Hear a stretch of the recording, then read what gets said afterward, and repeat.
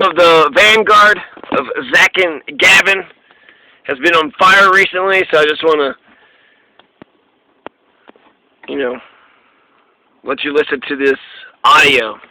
Him. And that's just, become so obvious. Why do you think most presidents refuse to actually take on the military-industrial complex or the CIA? It's because they don't want to get bogged down in a term-long fight with the deep state that will leak against them, that will, do everything in their path to sabotage them. It's absolutely something that exists, and as that clip proved, even Chuck Schumer is out here admitting it.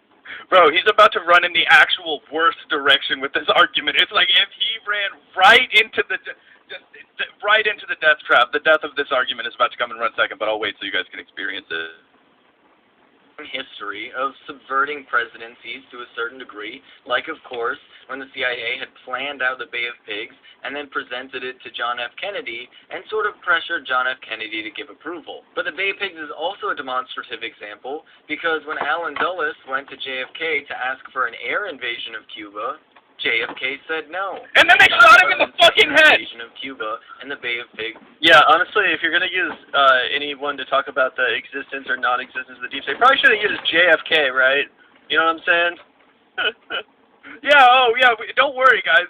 We held up the presidential authority under JFK. He told the deep state no. And you know what they did? They put a bunch of bullets into his fucking brains in an open convertible top in Dallas, Texas, okay, on a sunny afternoon. That's what fucking happens if you stand up to the deep state. Don't worry, guys. This is an honorable institution. We'll only assassinate you if you defy us.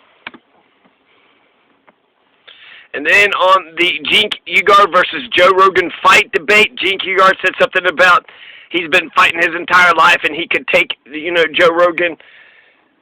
And then Zach, the Vanguard's Zach, said this. Word. I'm much larger than Joe.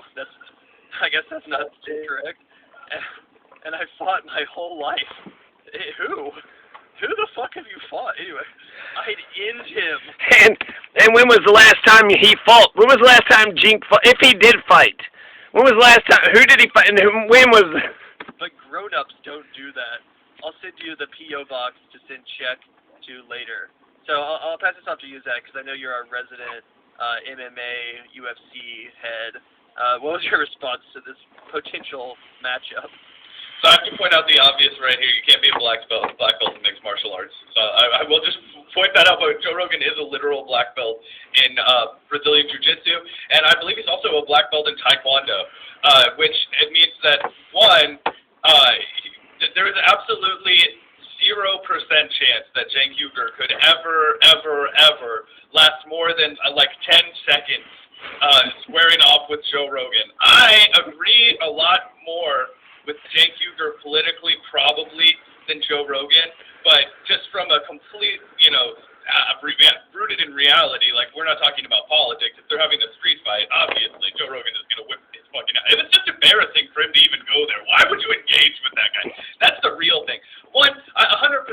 Joe Rogan would not actually fight Cenk Uygur.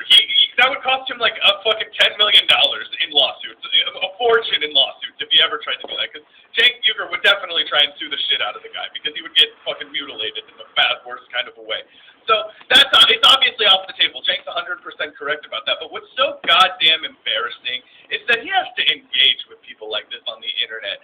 Like, you and I wouldn't engage with somebody like this on the internet, and we're fucking nobodies. We walk down the street, nobody gives a fuck who we are. Nobody says, "Oh, you're the guy from this." Never.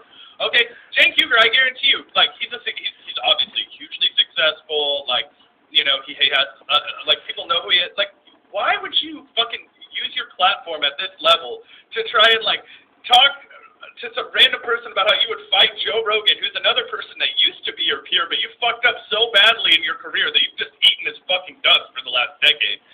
So I don't know. It's ridiculous. Like this would be like if our careers went really well and we're still relevant down the line, and then some random guy that hosts fucking